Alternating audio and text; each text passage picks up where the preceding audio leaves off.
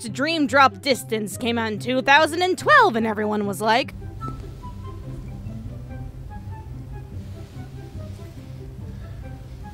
what is this?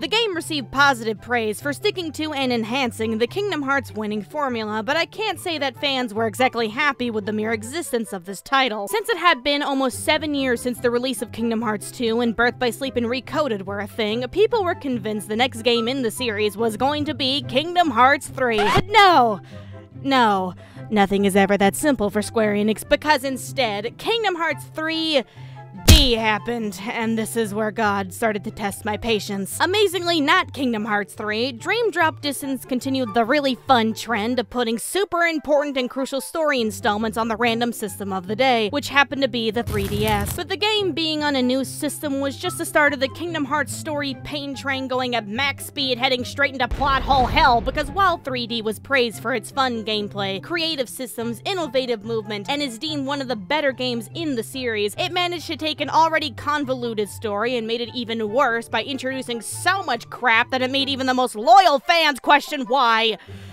Why?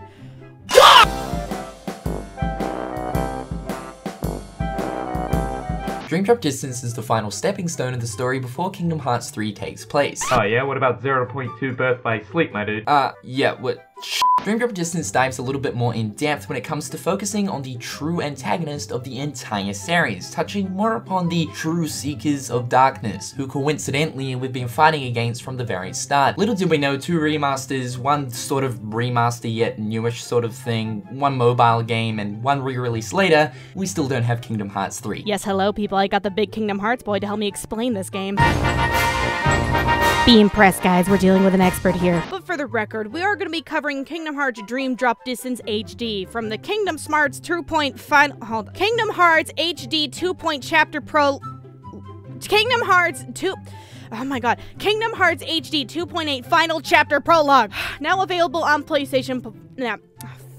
Now available on PlayStation 4, because it is the most recent and relevant version that borderline makes the original 3DS version obsolete, since you can play at 60 FPS, and it's really pretty, and you can hold a real controller, and has more relevance to the story, and hey, put it down, Cynical! No, it's still got some you! But anyway, if you're new to this game, here are a bunch of tips, tricks, and heads up for people who don't know shit about this game. So you play as these 2 lovable, wide-eyed bro friends. You got Sora, the main protagonist of the series, who has gone through puberty a whole twice and has gotten progressively stupider throughout the games, but God love him in his heart of gold with a smile that won't quit. And Riku, a tall, pale as crab, broody, problematic boy who has a weird relationship with the power of darkness and may or may not have crippling insecurity issues, but keeps insisting that this time it's gonna be different. The heroes, everybody! Taking place after Kingdom Hearts 2 and Kingdom Hearts Recoded and all this other crap, the 2 Keyblade wielders are summoned by Master Yang Sid, since Master Xehanort, the series' main villain, is believed to have regenerated his original form, and the forces of darkness are at it again. But before dealing with something actually important and jumping on the obvious threat that's right in front of us, Master Yang Sid insists that Sora and Riku complete their Mark of Mastery exam and prove themselves as true Keyblade masters in the most unnecessarily difficult test he could think of. Remember when times were simple and clean and a Mark of Mastery exam consisted of 2 anime pals hitting balls of light around a room? For someone like Ericus, this was enough of a test to determine if a Keyblade wielder had finally moved on to the status of master. However, Yen Sid is kinda like that one English teacher you hated because they give you an unnecessary amount of homework that would cut into your precious after-school gaming time. Yeah, that's basically Yen Sid. For some reason, Yen Sid sees it fit that both Riku and Sora must haul their booties through the sleeping realm and seal the keyholes of New World so that they will awaken from their slumber. I mean, even though we've sealed multiple keyholes in the past, defeated variations of Xehanort, almost taken down every single dang member of the Organization 13, and saved many worlds from eternal doom, apparently for Yen Sid, this just wasn't enough. But it's all up to the boys to prove their Mark of Mastery by reawakening the sleeping worlds and to stop whatever the heck Master Xehanort has planned, since apparently killing the guy 3 times doesn't actually do anything. Because you guessed it right, wrinkly old Xehanort is back for this edition of Kingdom Hearts along with all of his other counterparts that we defeated. What in the name of roast turkey is going on here? I don't know, it's some retcon crap. But it's whatever, you need a villain for Kingdom Hearts 3, I guess it's fine. It's all good. I'm not bitter or anything. It's not like they can't kill off characters in this series. No, it's why do you like this, Nomura? But along the way, you'll meet confusion, narcolepsy, Dr. Eyebrows telling you that you ain't shit, bright colors, Axel but not Axel, but high-key is still very much Axel, evil guy monologues, knockoff Pokemon, Vertigo, Riku looking super mega ultra serious because of feelings. Spinning around at the speed of sound, Sora making friends with anything with a pulse, terrible life decisions, Sora, Donald, Goofy, and Mickey, oh god, wow, particle effects, enemies that look just plain adorable, omnipotent Ellen DeGeneres, new clothes that are just new clothes, we totally pinky promise swear, designed by Tatsuro Nomura, respected character designer of series like Final Fantasy, trademark, don't worry about it, shoes are still really big though, ghost thingy, sorta kinda not really, yeah, war flashbacks, total boss bullcrap, exposition, and Xehanort featuring the musical guest, the tall, dark, and handsome silver-haired kids. Hi, my name's Katrina. And my name is Hugh. I'm Sarah. I'm Emma. And I'm Joan to you.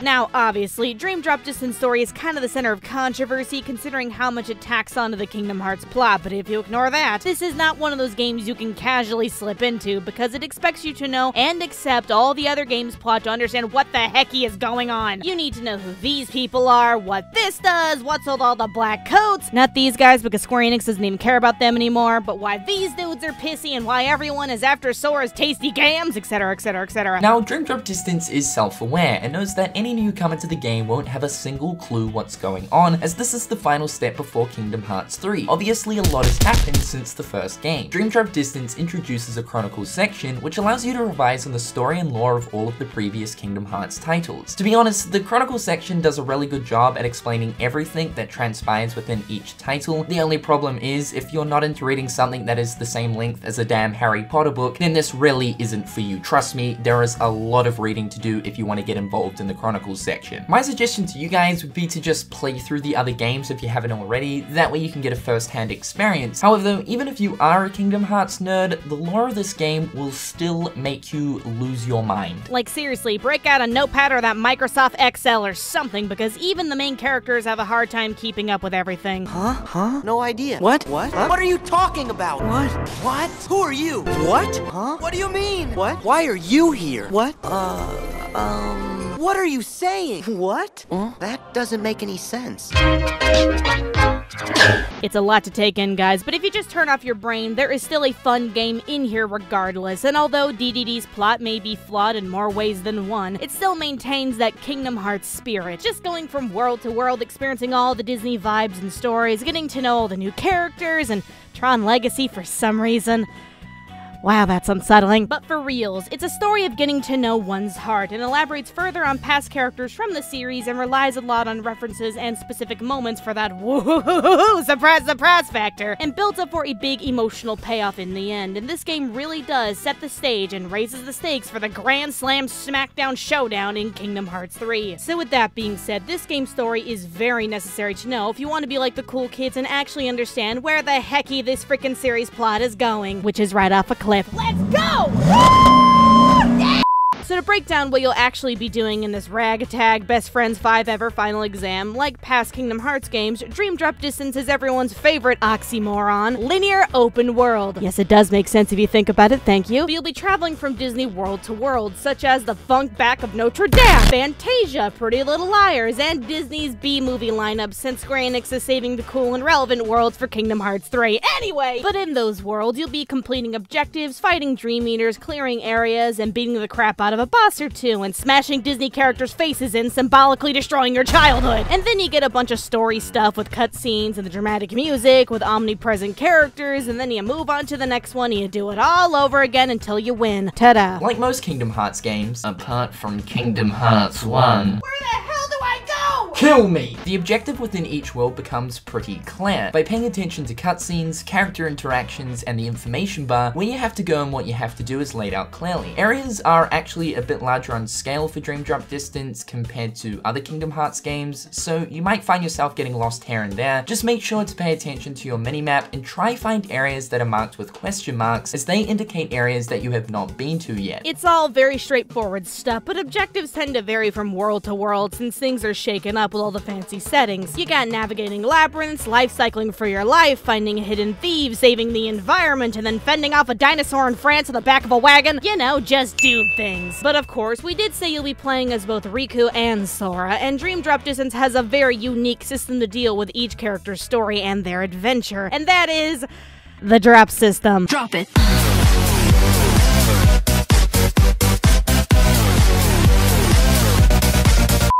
You like timers in your games? You like going into a coma in the middle of a fight? You like being forced to switch your characters for no gosh diddly dang reason other than the fact that God hates you? Well then say hello to the frickin' drop system! So yeah, Dream Drop Distance is a very standard Kingdom Hearts experience. If you played the past ones, it's a lot of rinse and repeat when it comes to its structure. But instead of completing each character's story separately, like in Birth by Sleep or Chain of Memories, in Dream Drop Distance you are given a certain amount of time that you can play as either Sora or Riku. But when the clock hits 0, it doesn't matter what you're doing, you're gonna be knocked straight into nap time, and you're gonna play as the other character and continue where you left off.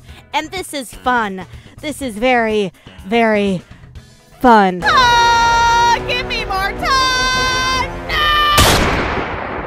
Never have I feared a clock more in my entire life. Now, don't panic too much if you ain't the most punctual person alive and have a fear of countdowns. There are ways to postpone and avoid dropping altogether, and we'll get to those soon. But you should know that even though you'll be switching between characters often, Sora and Riku both have totally different stories and objectives in each world. They never cross or share the same crap because of plot reasons, because there's like 2 versions of each world and a dream within a dream, and you know, plot is that, yeah, the plot. That's just how it is. In fact, the world layouts can be completely different for Sora compared to Riku, and vice versa. As an example, Praxis Paradise for Sora will have you running through a theme park, whereas Riku's Praxis Paradise is completely different as it takes place entirely within Monstro. This keeps the worlds fresh when visiting them as both characters, as you'll constantly be exploring areas that you otherwise wouldn't be able to access as another character. Now, you will be visiting the same world, but know that the worlds are broken up into sets, and while Sora and Riku can be in totally different worlds at the same time doing God knows what, you do need to complete each set of worlds on both characters before the next set unlocks. So even though you may hate dealing with spiky head brain dead McGee over here, you do need to complete stuff with him if you want to see more of broody beefy boy, aka technically the main character, but the game will never admit that anyway. Now, best advice I can give is to just learn to balance the 2 anime boys. Since there are easy ways to avoid dropping altogether, it's easiest to just complete a character's world story in one big push, then just switch to the other guy and let him do his thing, so you can simply move on to the next world at the same pace, since you can drop at save points and the world map. So with that being said, really tried to avoid dropping randomly, guys. It kinda sucks. Now, once you beat an area and kill the boss and blow up that world snooze button to high heaven, and everything is all fine and dandy, you'll be able to go back to past worlds whenever, either for the items, activities, grinding, or hitting up that sexy emo turtleneck man over there. I want you to end my world, baby. Now, before we jump into the gameplay within the world, you gotta get into the world first and unlock it using the dive mode, aka a little mini game where you simulate falling to your inevitable death at the speed of fast. Now, you need to complete this when entering a new world for the first time as each character, but the dive mode is pretty straightforward. All you gotta do is complete the objective you are given and reach the end gate alive without having your eyes fried in your fat head with all the blinding colors, and bam, you unlock the world for good. Congrats. Of course, each dive for each world is different when it comes down to the objective you need to fulfill in order to open the exit gate. Some dives will put you up against the boss, whereas others will have you collect a certain amount of points within a time limit or by the time you reach the end. There is also a point system that rewards you with a rank and sometimes even an item depending on if your score corresponds to the requirements of that rank. Within each dive there is 3 ranks: bronze, silver, and gold. What both characters do within each dive is usually different from one another. For instance, if Sora dives into the grid, he'll verse a boss, opposed to if Riku dives into the grid, he has to achieve a certain score before the time runs out. So the best advice I can give is to use all the abilities you are given, aim for the big things, don't forget that you can slow down to avoid getting smacked, try not to stand in the middle of beams, and know that when fighting a boss that their weakness opens up after certain attacks, so just be patient and wait to bring on the bro pain, yeah! But look at that, yeah, you did it, you beat the thing, you made it into one of the many vibrant Disney worlds. Now, Dream Drop Distance gameplay takes the standard Kingdom Hearts real-time action abilities abilities-based combat that we've all come to know and love, and throws in vertigo and melting physics right in front of your eyes because it is fast. Now, if you've played a Kingdom Hearts game in the past, then you'll be familiar with the core mechanics of the combat. Spam X. No, seriously, that's all you have to do. Just spam X. I got you, fam! Okay, so it's a tiny bit more advanced than that, but you get the general idea. You have your basic attacks that you can utilize by simply pressing X. This will swing Sora's Keyblade and will begin a combo on an enemy. Guard as well as dodge roll are your defensive abilities, with Guard doing what the name suggests, and same goes for dodge roll. You dodge by rolling. Simple, right? Jumping is also a thing in this game and can be used to evade enemy attacks and perform aerial combos by attacking in mid-air. And particle effects out of your neon shorts till everything catches on fire with magic and love. It's all very familiar, and of course, the game being a JRPG and all, you get more powerful the more experience you get, which determines your strength and abilities and your thingamaboops and your doodly dads and that is stats, numbers.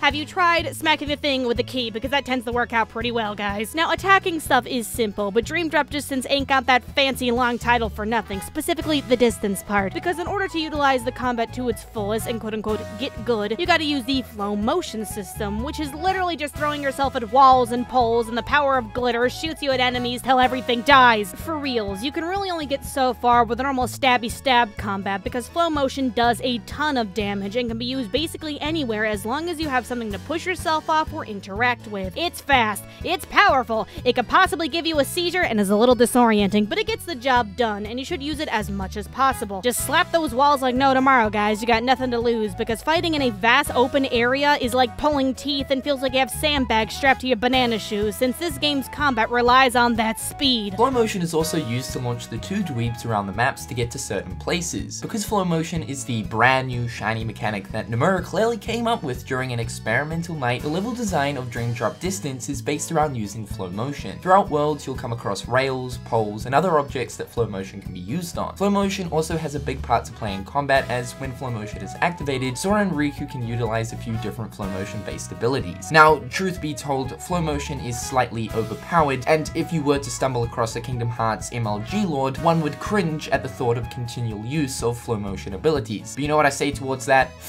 'em. Use the ability known as Shock Dive, my boys. That's all you have to remember. Just spam it. You'll be known as a true Keyblade master in no time. Basically, what I'm saying is try to get into the flow of things. Mash that like button, guys, please. I have a family to feed. Now, on top of flow motion and your standard attacks, similar to Kingdom Hearts Birth by Sleep, which you can learn all about in my Kingdom Hearts Birth by Sleep for beginners, now available for only watch my freaking videos, gosh dang it. Dream Drop Distance brings back combat abilities which you can unlock and equip in your command slots to do a variety of special attacks. You got moves like Blizzard Edge, Blitz, Strike Raid, Sonic Blade, and other familiar commands. But on top of that, Dream Drop Distance also introduces a host of new commands as well. Magic also falls into the command category just like Birth by Sleep. Oh, and one other thing to note is, just like Birth by Sleep, there are commands that can only be used by a specific character. Riku has access to commands like Dark Break and Dark Aura, and Sora has access to commands like Salvation and Ars Arcanum. Now, there is no special leveling or stuff like in Birth by Sleep. You just equip it and bam, you can do the thing. That's it. No special leveling or mixing or nothing. You can pick and choose what you want though, and what best fits your playstyle, since combat commands are kind of what make or break you, and you should really always be adjusting and switching out stuff for better commands. But the one thing that I totally recommend for every big, small, or kinda brain dead player, use Balloonra. It is a great magic that is kinda broken and everyone should totally invest in it. Wait, hold up. Did you just say Balloonra? Yeah, it's pretty good magic.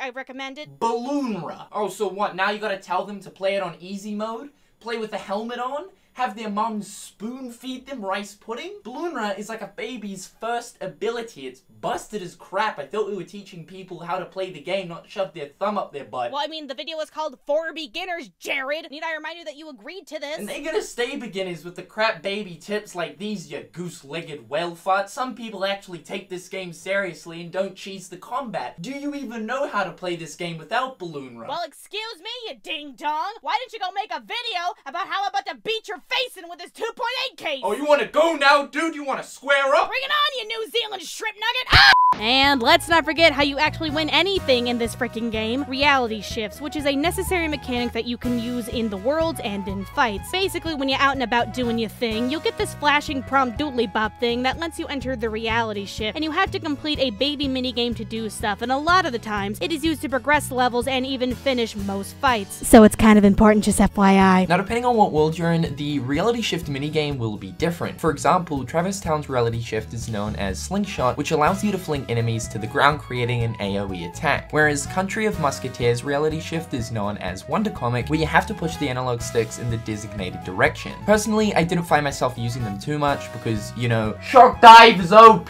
But there are certain boss fights throughout Dream Drop Distance which forces you to use them. Reality shifts also don't use a certain resource, so you can activate them at will whenever the reality shift prompt hovers over an enemy. So if you notice a thing ain't doing something or isn't dying, it's probably because you need to do a reality shift to beat it instead of panically running around with a big dude that wants to munch off your face. Oh my god! Now, you're not going to be fighting alone and have to deal with the traumatizing guilt and inner thoughts, because throughout your journey, you're going to be accompanied by Spirit Dream Eaters, aka Sherbert Muppet plushie toy pets with dead eyes full of rage. But yes, these guys are going to act as your support and backup attackers throughout the whole journey, ranging from giving you heals, buffs, blocking the camera with their huge rainbow ass, helping with normal fights, item drops, special abilities, and massive attacks that make you a god that slam everything within a 10-mile radius. Now, for the most part, you don't control spirits directly. They kind of do their own things, and don't worry about them. They just kind of like derp around and flail all over the place and somehow manage to help you in combat in very, very odd ways. But yeah, they can be used for special attacks, but you can't spam them endlessly since they build up over time, so it's best that you use your special attacks at opportune moments, like in boss fights or as a last resort, because the Mega Slam Jam moves economy is rough right now, guys.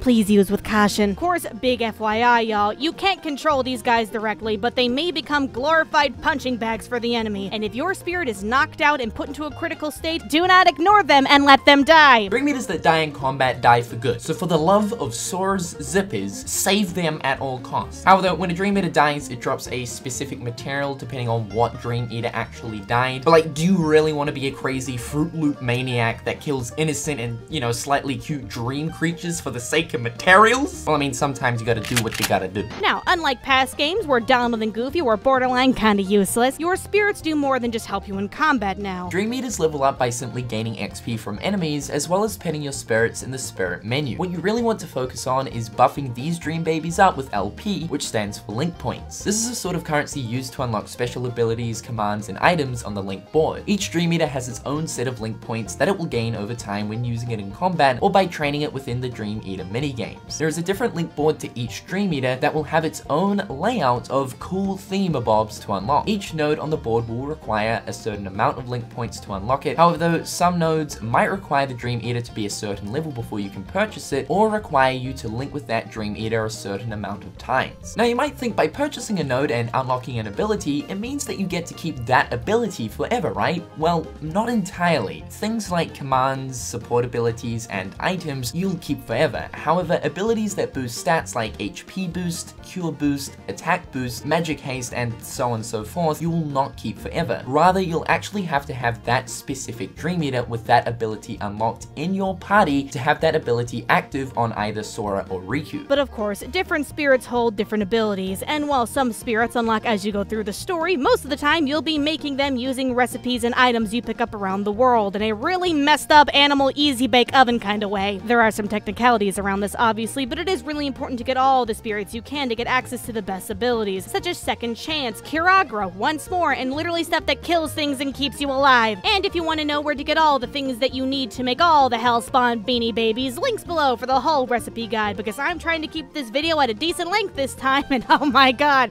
there's a lot of stuff. Now, leveling up spirits and getting abilities is one thing, but you can do little mini games to make your spirits more powerful and, more importantly, happy, because they're just so cutely woolly. Oh god, never mind! Now, of course, this being a JRPG, the game is going to throw a lot of doodads and stuff your way with weird names that don't make a whole lot of sense. As mentioned before, you're gonna get a lot of recipe items while dinking around, so be mindful as to what enemies drop what. But other than that, there are a few items that will make your journey a lot easier and less deathy, if you know what I mean.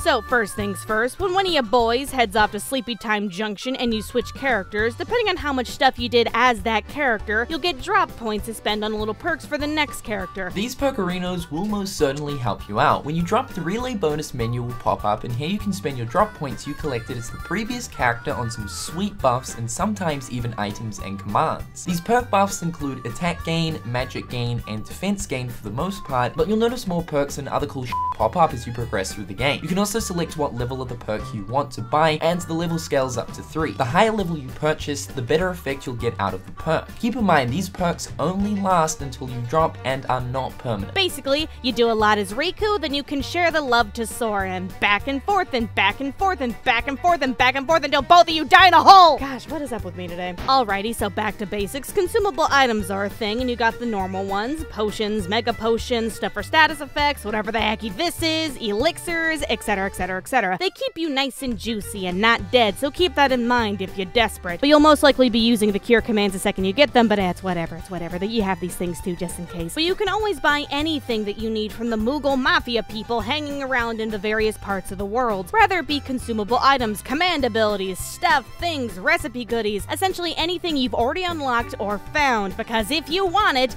they got it, because these guys are freaking loaded. It's actually a little concerning. But you'll remember when I said that dropping randomly kinda sucks and makes me eyeball that shotgun in the corner of the room for sweet release. But yeah, having control of the drop gauge is sort of ideal, and this is made very easy with the godsend of an item, Drop Me Not. God bless. Obviously true to their names, these things add more time to the drop meter and borderline break the system, so you should always have these on you at all times. I cannot stress this enough, guys. You can exploit the hell out of these. In fact, please exploit the hell out of these. I encourage it. It's for your own sake. Bun seal of approval, please God. I have dropped literally one hit away from killing a boss. Learn from my mistakes, just equip the darn thing. Holy crap almighty, don't fight me! A friendly Buns reminder to always have Drop-Me-Nots equipped to your commands. Thank you.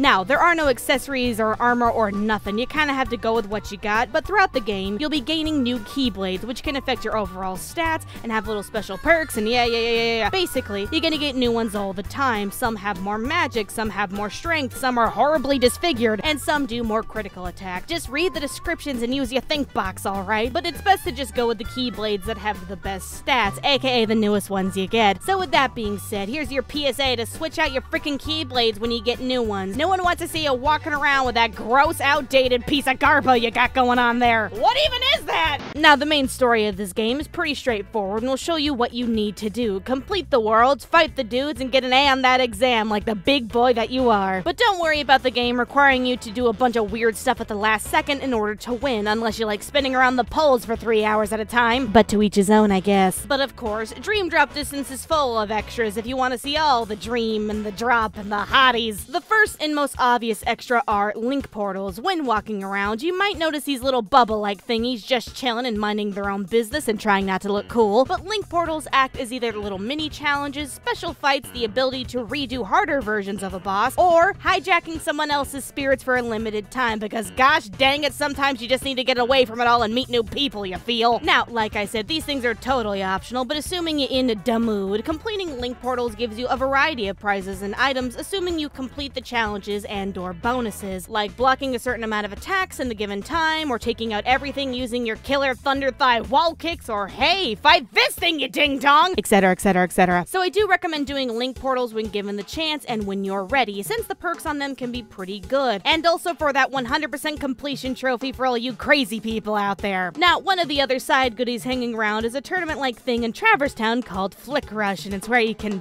fight... Oh god, they brought the cards back. Okay, you know what, cynical, take over. I'm out of my element here. Math is hard. Come get me what's like Sora's hair or something, alright? You got this, boy. I believe in you. Toodles!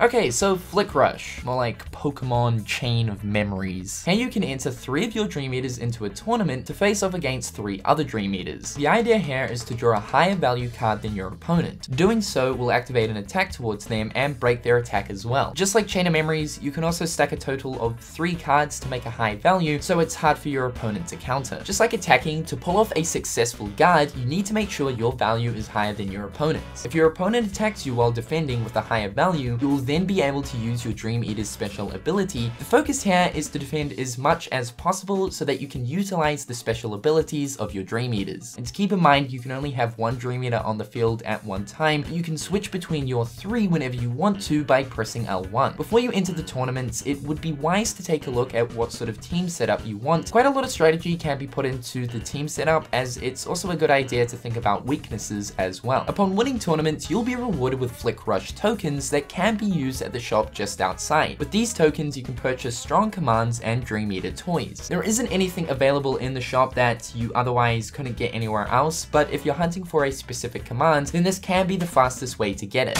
Okay, Buns back on! Now, Kingdom Hearts Dream Drop Distance actually has a real New Game Plus mode this time after you complete the game, which carries over your spirit stats, and recipes. And that's kind of it, but it is designed to help you get all the doodads and trophies and to make high challenge runs easier. But don't think there is much hidden in the New Game Plus. It's just kind of doing its own thing over here.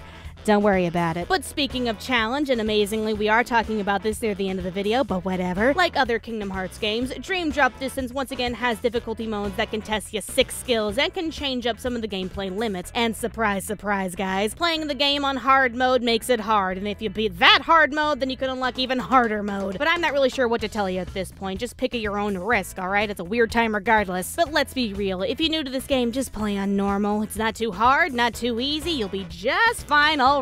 Until you get to the end of the game and suddenly there's a massive hole in your wall from throwing your controller across the room. Oh my god, I f***ing hate you! Okay, so here are a bunch of tips and things you should know before you get started. The Windmill, Sonic Blade, and Spark Dive commands are pretty neat, and some other ones as well. Just look into them, guys. Try some stuff out. You never know what you may like. Just FYI, guys, the Dream Drop Distance story is technically one playthrough long, so don't panic about overwriting your saves if you're playing as Riku or something. Sora ain't going anywhere. It's all one big mess of a save file. But with that being said, make sure to save a lot. But like, don't save over your saves, guys. Yeah, don't end up like this loser! There was like 38 hours on that save file and I just saved over it.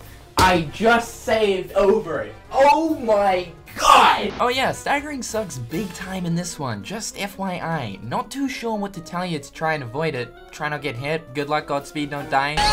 Oh look, you died. Reminder that you can change your spirit's name to anything. Have fun, boys. Make a huge effort to get second chance once more. They are actual lifesavers. Just a reminder. The floor is lava, guys! But seriously, if you just slow motion up against the wall and then jump, you'll frickin' ascend, so keep that in mind when you're on the lookout for chests and other things. Break time is a really neat ability that has a variety of health benefits, such as filling up your health link or drop gauge.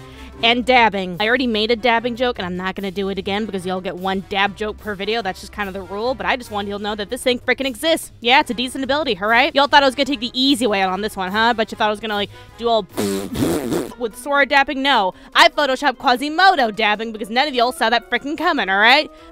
Suck on them apples, nerd. If it has a target on it, you can hit it and something will happen. Have fun, swing good, break you do you. You want to be lazy and get some shady XP for your spirits? Just start up a minigame and then get the hecky out of there and bam, you got something for nothing. You getting your pretty boy butt kicked a lot? Then just go frickin' grind. Go to it. Get on it. The whole world is your oyster or clam or whatever. I don't know, fish metaphors. Just be properly leveled, alright? FYI, you can drop whenever. In menus, in combat, in the world map, you have all the power. Be mindful of restarting battles if you die, because for some frickin' reason, you'll start with all your commands on cooldown, and all you can really do is just run around the room for about 15 seconds pooping yourself. Also, have at least 2 healing commands on you at all times because cooldowns are indeed very much a thing. You want the ultimate flashy, bling bling, you did good Keyblade? Just go defeat Julius in Traverse Town after you complete the story. Lord knows why the game gives you the coolest Keyblade after you beat the game, but whatever, enjoy it. Try to drop before boss fight so that when you come back, you'll have all the time in the world to beat the dude. Or just use a drop me not if you're desperate, I don't know, either one works. If you feel like you're missing stuff, you always have the journal in the menu that's telling you if you're missing chests, minigames, spirits, your will to live, basically anything you need. The boss fights near the end are total bullshit, to be blunt, so with that being said, don't hit the thingy in the final boss. You'll know it when you see it, but it is a reality shift thing. Just please do not hit it the first time. Only hit it when the floor is purple, or else you're gonna have a bad time. If you want the special happy good boy ending with all the closure in the world, get the gold letters that spell out secret message unlocked, and that's it. Now enjoy the secret